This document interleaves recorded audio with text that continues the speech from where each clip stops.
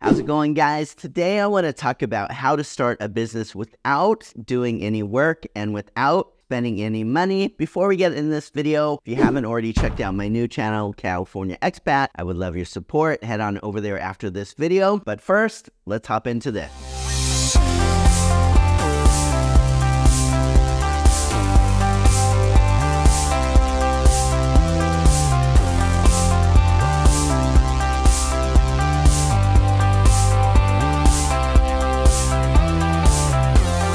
In this video, I want to look very practically at 2 steps to starting a business without any work, and secondly, 2 ways to start a business without needing any money. So first, let's hop into 2 steps that you need to take to start a business without any work. The first step is that you need to start a business only using contractors. So this means that there could be no employer-employee relationship, only contractors, and this works a little bit different. With employees, a business is able to say you have to show up to this office at a specific time, and you could leave at a certain time, and you take a lunch break here, and they sign an employment contract. Contractors, on the other hand, in most countries, it's really different. You can't tell them a lot of specific things. They really are their own business. They pay their own taxes. There's a lot of benefits that they don't get. However, you're not pulling taxes from a paycheck, and they have a lot more control over what their work looks like. However, you're still able to pay them for a specific job, which they're required to get done. So the reason why I'm saying you need to start a business with contractors and without employees, if you want to start a business that's not going to cost any money, is because you're not going to have payroll, you're not going to have a desk and office space and computers and all those other expenses associated with employees. You are going to pay them in a different way, and this is going to look a bit different that I'm going to talk about just a little bit later in this video. Now, what type of jobs might they be doing? Well, that depends on the type of business.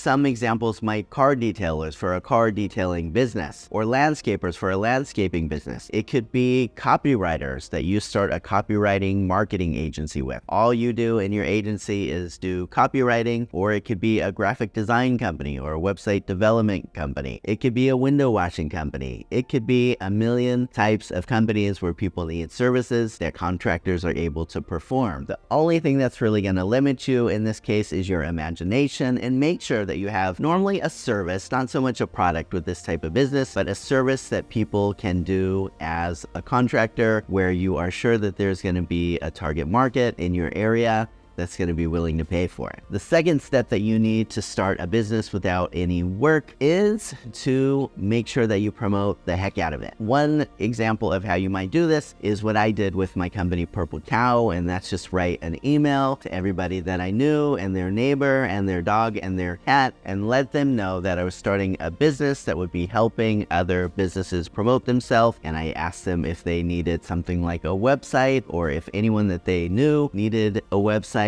to get in touch with me and my business. Little did they know my business was only me at the time, but this is exactly what I would recommend that you start off with. The people that know you, that trust you, that like you, that are most likely to support you and promote you with others. Other examples of how to promote your new business is to create a referral program. So you might tell everybody that you know to let other people know about your business, and you would give them a commission. That might be $50, that might be 10% of the sales amount. You just need to think about what makes sense for profit margins and also to motivate people to actually want to share with others. Now, other things you might want to do is just look on websites like Upwork or Fiverr, especially if it's something like a copywriting business or a graphic design business. There's so many jobs there. We could just interact with others. You might look at websites like Craigslist if you're in the US, or other websites where people are just looking for others that are going to do the type of work that your business is going to do. Other things that I did at the very beginning of starting my business is join chambers of commerce, join business-to-business networking group. I gave free classes for people to attend about what it was that I did. Really, when people thought about websites and marketing in my area, I just wanted to show up everywhere. So when people thought of those types of services, they thought of my company and my fat bald head. So that worked really well. And of course, as a business gains momentum, things start to take on a life of their own, and you really start to figure out the lead generation strategies that are going to make the most sense for you. Speaking of lead generation, generation and sales. It's another great business to start. It's very in demand these days with businesses wanting to generate leads, wanting to make more sales, and you could hire people that are commission-only contractors to be able to help out with those types of services. So again, the 2 steps to starting a business without any work is to hire contractors that could do the work for you and to find ways to promote your business. Those are the 2 steps of how to create a business that won't involve you personally doing any of the work. And secondly, I want to look at the 2 steps of how to start a business without spending any money. So the important thing with this step is that you need to start the type of business where you could tell clients one of 2 things. First is that you need to tell your clients that you are going to expect either everything to be paid up front in a retainer, or that you expect a percentage up front. So something that would be normal to pay a retainer might be if you started a company that's doing copywriting. So you would be hiring copywriters as contractors, and that's all you would do. You're writing ebooks, you're writing blog posts, writing social media posts, whatever it is that clients need and that you focus on with your copywriting agency. You would work out how much work in advance would be done or how many hours would be done in advance, and then you would tell clients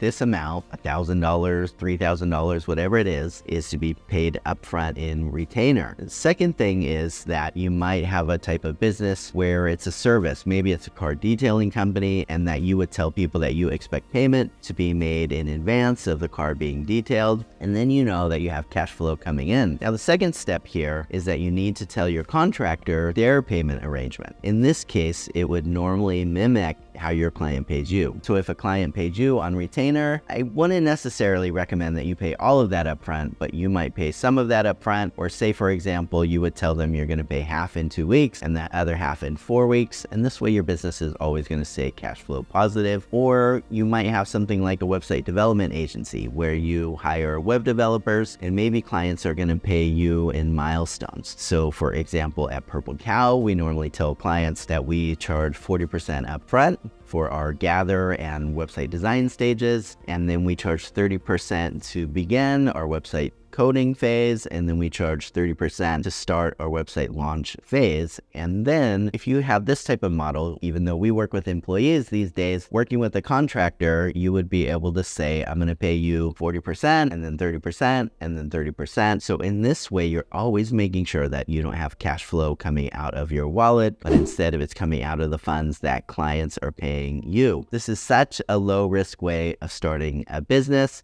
I hope these steps have been very helpful for you. If you have any questions, make sure and let me know in the comments below. And as always, guys, thank you so much for taking the time to watch, and take care.